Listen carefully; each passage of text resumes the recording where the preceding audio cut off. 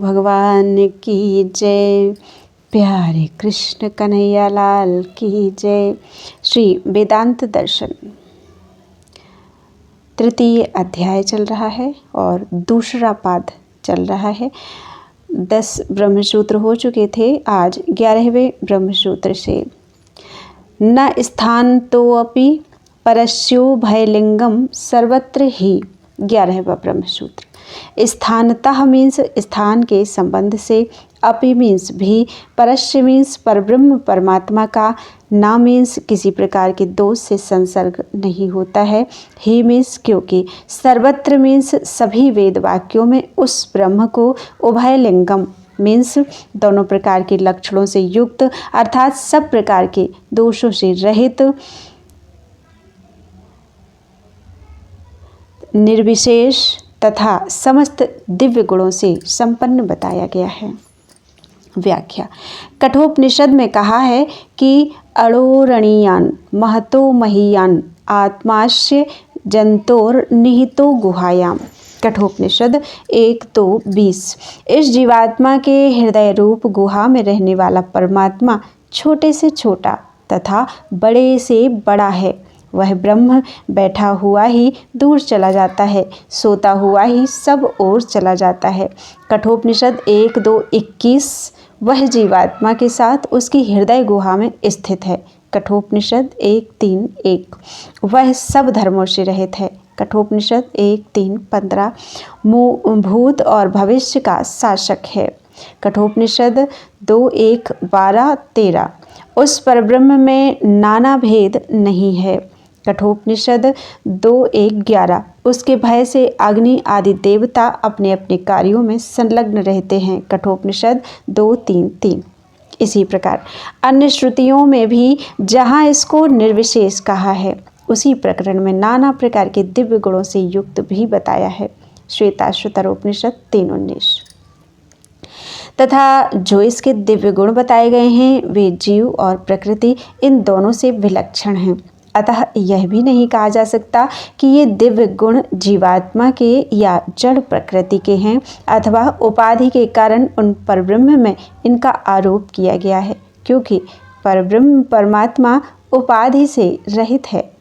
अतः यही सिद्ध होता है कि वह परमात्मा स्वभाव से ही दोनों प्रकार के लक्षण वाला है, अर्थात वह सब प्रकार के दोषों से रहित, निर्विशेष तथा समस्त दिव्य गुणों से संपन्न है। इसलिए सर्वत्र व्याप्त और समस्त प्राणियों के हृदय में स्थित रहकर भी वह परमात्मा उन वस्तुओं और स्थानों के दोषों से लिप्त नहीं होता।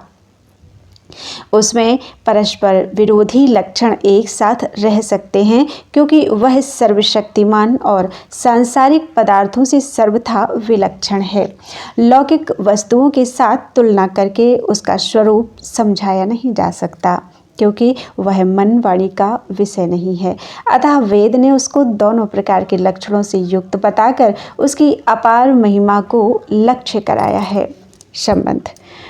प्रकारांतर से शंका उपस्थित करके उसका निराकरण करते हुए पूर्वोक्त बात को दृढ़ करते हैं। न भेदादिति चिन्ह प्रत्येक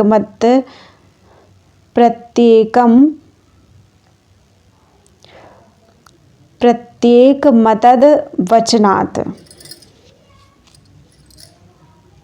12वां ब्रह्मसूत्र।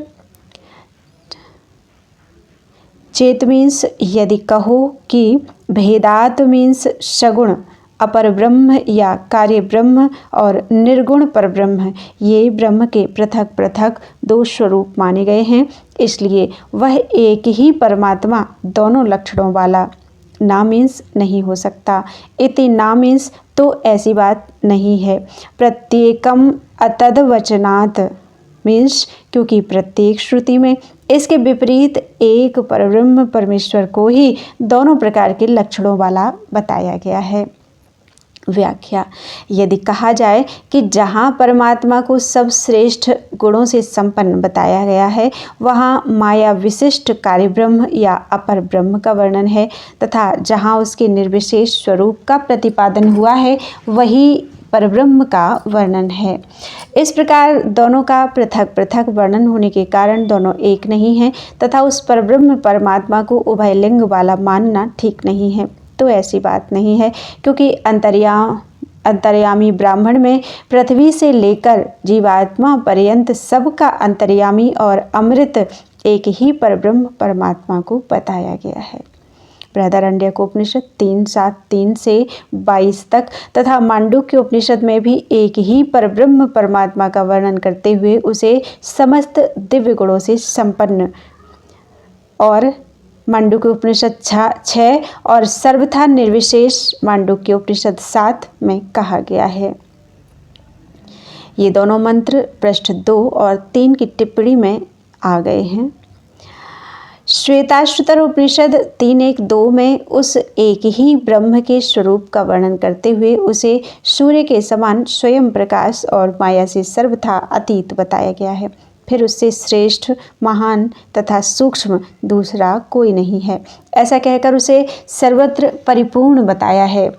श्वेताश्वतर उपनिषद 3:8-9 आगे चलकर उसी को आकार और दोषों से रहित कहा है। श्वेताश्वतर उपनिषद 3:10 फिर उसके सभी जगह मुख, सिर आदि अंग बताए गए हैं। श्वेताश्वतर उपनिषद 3:11 तथा उसे सब पर शासन करने वाला, महान, सबका प्रेरक, ज्ञान स्वरूप और निर्मल बताया है। श्वेताश्वतर उपनिषद 3:12 तदनंतर उस परमेश्वर को जगत स्वरूप, सब जगह हाथ, पैर आदि अंगों वाला, सब इंद्रियों से युक्त और समस्त इंद्रियों से रहित, सबका स्वामी, शासक और आश्रय बताया है। 3:15-16 इस प्रकार वहाँ प्रत्येक श्रुति वाक्य में एक परब्रह्म परमेश्वर को दोनों प्रकार के लक्षणों से युक्त कहा गया है। उससे भिन्न अपर है यह कहना ठीक नहीं है। अतएव यही सिद्ध हुआ कि वह परब्रह्म परमात्मा ही निर्गुण निराकार है और वही सगुण साकार भी है। इन दोनों प्रकार के लक्षणों से युक्त होना उसका स्वभाव ही है, किसी उपाधि के कारण या कार्य कारण भेद से नहीं। संबंध दूसरी श्रुति के प्रमाण से पुनः उसके एकत्व को दृढ़ करते हैं। अपि चैव मेके 13वां ब्रह्म सूत्र। अपि चा मीन्स इसके सिवा, एके मीन्स किसी एक शाखा वाले, विशेष रूप से, एवं मीन्स इस बात का प्रतिपादन करते हैं। व्याख्या तैत्तिरीय उपनिषद में उस परब्रह्म परमेश्वर को सत्य, ज्ञान और अनंत बतलाकर उसी से समस्त जगत की उत्पत्ति बताई है। तैत्तिरीय उपनिषद 2:1 तथा यह भी कहा है कि उसने स्वयं अपने आप को ही इस रूप से बनाया है तथा उसको रस स्वरूप और सबको आनंद युक्त करने वाला कहा है। फिर उसके निर्विशेष लक्षणों का वर्णन करके उस परमात्मा में स्थिति लाभ करने वाले साधक का निर्भय पद में स्थित होना कहा है।